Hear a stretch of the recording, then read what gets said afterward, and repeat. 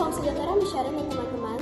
Kelompok kami, Sheryl, Catherine, Sheryl akan membahas Yesus memanggil ke-12 muridnya dan melayani semua orang. Semoga penjelasan ini dapat membuat kalian mengerti lebih dalam tentang kisah Yesus. selamat menyimak, enjoy! Selama hidupnya, Yesus memiliki 12 murid, yaitu Simon Petrus, Andreas, Yakobus anak Zebedeus, Yohanes, Filipus, Thomas, Yakobus anak Alfeus, Tadeus, Simon orang Zelot, Matius pemungut cukai, Bartolomeus, dan Yudas Iskariot. Yesus memanggil murid-muridnya satu persatu. Pemanggilannya memiliki tujuan, yaitu memberitakan Injil dan firman melalui murid-muridnya. Mereka meninggalkan segalanya untuk mengikuti Yesus. Pemanggilan itu menunjukkan ketaatan, kepercayaan, dan iman murid-murid Yesus. Selama 3 tahun, mereka hidup secara langsung dengan Yesus atau Mesias. Mereka melihat dan melakukan mujizat, serta menyimak pengajaran Yesus. 3 tahun bersama Yesus, mereka bertumbuh dalam iman, komitmen, dan mental pelayan. Yesus mempersiapkan mereka sebagai utusan Allah dan diajak untuk berubah hati dan hidup baru. Setelah kebangkitan Yesus, mereka diutus ke seluruh dunia dengan misi untuk memberitakan Injil dan melayani semua orang. Melanjutkan misinya Yesus.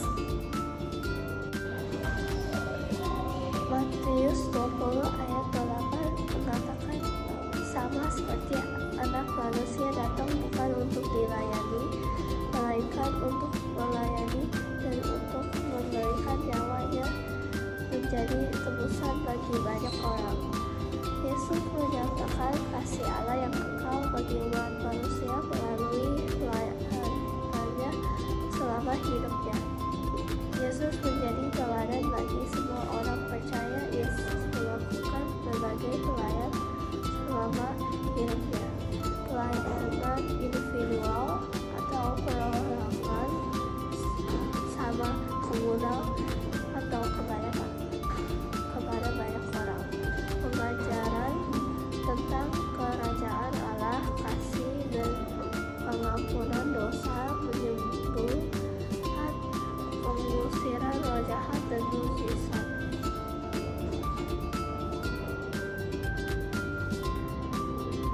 Pelayanan Yesus ada 2, yaitu pelayanan komunal yang berarti Yesus memberi makan 5 roti dan 2 ikan kepada banyak orang.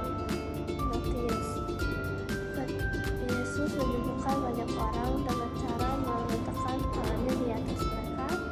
Yesus membasuh kaki murid-muridnya. Pelayanan individual itu Yesus menyembuhkan ibu mertua Petrus yang dalam demam parah.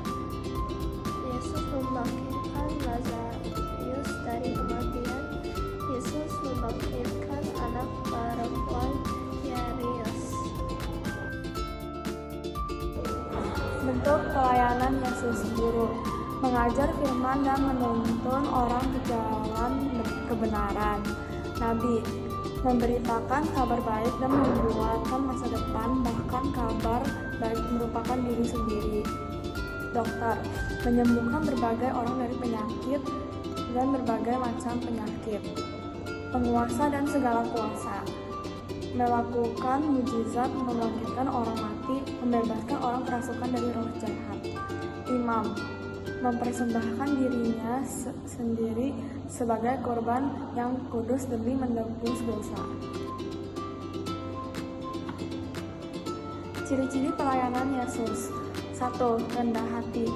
Yesus hidup dan melayani orang dengan rendah hati dan ketaatan, memilih untuk hidup sederhana walaupun dirinya adalah Mesias.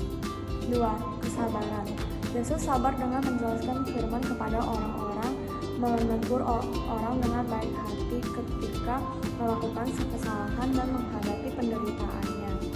3. Adil dan tegas. Yesus berani menegur orang yang bertindak tidak benar. Bahkan ahli Taurat tidak dapat menghindari kesalahannya. Yesus menentang ketidakadilan dan membela prinsip kebenarannya. Ciri-ciri pelayanan Yesus. Keempat, kebersamaan. Yesus berteman dan bergaul dengan semua orang yang percaya kepadanya dan baik, meskipun orang tersebut tidak disukai oleh banyak orang. 5. Integritas dan kebenaran. Yesus selalu berbicara kebenaran dan menuntut orang ke jalan kebenaran, walaupun kebenaran itu tidak dipercayai atau disukai oleh banyak orang. 6. Menjangkau semua kalangan. Yesus melayani umat manusia secara komunal dan individual. Dalam semua bentuk dan cara, Ia memenuhi semua kebutuhan orang-orang yang datang kepadanya dan menuntut mereka ke keselamatan.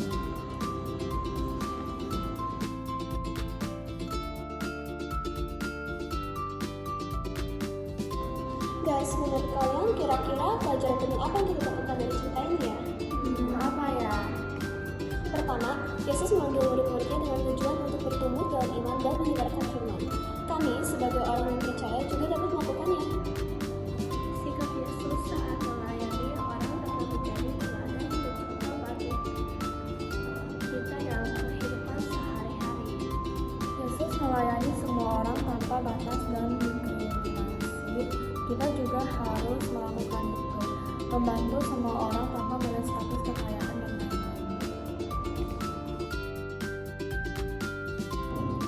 Dengan itu, presentasi kita dan penjelasan kami selesai.